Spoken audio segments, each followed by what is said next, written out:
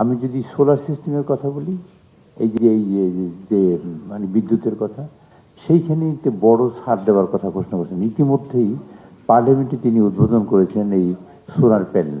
আমরা শুরু করেছি মাইনর স্কেলে, মাইনর লেভেলে, বাট এটা সারা বাংলাদেশে আমরা ছড়িয়ে দিতে চাই। উনি বলেছেন, মিস্টার গাওয়ারি বলেছেন 73% রুরাল পিপল এটাকে অ্যাডাপ্ট করেছে ইন পাকিস্তান। 73%। এটা কিন্তু একটা বড় ব্যাপার। আমাদের দেশে আমরা একটা অনেক কাজ করি, আমি সেখানে শুনেছি, আমি শোনা কথা বলছি, যারা এক্সপার্ট ছিলেন তারা বলছেন 4 বছরে এই টাকাটা ফিরে আসে। তো তারপর 15 বছর যদি এটা লাইফ থাকে, স্প্যান থাকে, তাহলে বাকি সময়টা কিন্তু টোটালি লাভ। এটা হতে পারে আমাদের রিনিউয়েবল এনার্জি থেকে, সব জায়গা থেকে, মানে এই পদ্ধতিতে হতে পারে।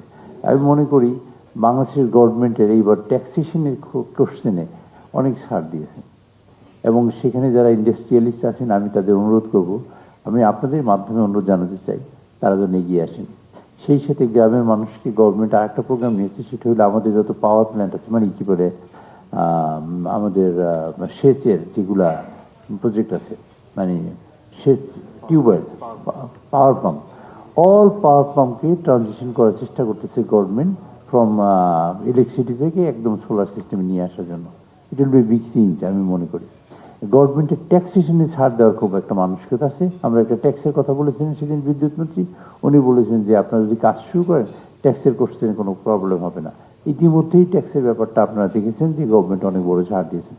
প্রত্যেকটা ক্ষেত্রে আমাদের সরকার ছাড় দেওয়ার চেষ্টা করেছেন, এবং গ্রামের মানুষ, সাধারণ মানুষ, গণমানুষ যাতে উপকৃত হয়। একটা ওয়েলফেয়ার স্টেট বলতে তো আমরা করতে পারবো না অল্প সময়ের মধ্যে, 3 মাসে করবো না, বা 3 বছরেও সম্ভব না, বাট আমরা সেটা শুরু করতে চাই, তার ভিত্তিটা তৈরি করতে চাই। সেই ভিত্তি তৈরি করার একটা অন্যতম বড় খাত হলো এই রিনিউয়েবল এনার্জি। তিনি ইতিমধ্যেই সকল গভর্নমেন্ট অফিসগুলোকে রুপটপ করার জন্য বলেছেন, যে রিনিউয়েবল এনার্জি করার জন্য বলেছেন। যতগুলো ফ্যাক্টরি আছে আমরা সেগুলোকেও টার্গেট করেছি, সেই সবগুলোকে আমরা করার চেষ্টা করব। অ্যাট দ্য সেম টাইম যে রুরাল এরিয়াতে আমরা ওইরকম অতটা ফোকাস আমরা করতে পারিনি, বাট আমরা চেষ্টা করব আমাদের স্বল্প পয়সার মধ্যে আমরা এই কাজটা করতে পারি, এটা চেষ্টা আছে। আর একটা খুব ইম্পর্টেন্ট বিষয়, সেটা হলো এই যে যেটা আমাদের মানে আমাদের এই সিবিডির এই যে ডক্টর মোয়াজ্জেম সাহেব বললেন, সেটা হলো যে ব্যাংকের ফাইন্যান্সিং এর প্রশ্ন আছে, এবং আমাদের ফ্ল্যাট করে ফেলেন চায়নার ওরাই নেই, ওরা যে পদ্ধতি মানে অ্যাডপ্ট করেছে তাদের দেশের জন্য।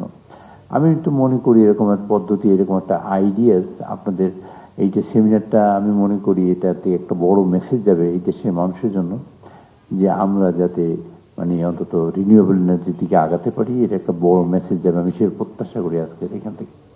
গভর্নমেন্টের সকল সদিচ্ছা আছে, কোনো এই সেক্টরটা যদি এগিয়ে আসে, এবং গভর্নমেন্ট এখন বর্তমানে আমাদের প্রধানমন্ত্রী বর্তমানে চায়না আছেন, এবং আপনারা দেখবেন এখনো ডিসিশন হয়নি, আপনারা দেখবেন বড় চুক্তি হবে আমাদের এই সোলার ব্যাপারটা নিয়ে ইনশাআল্লাহ।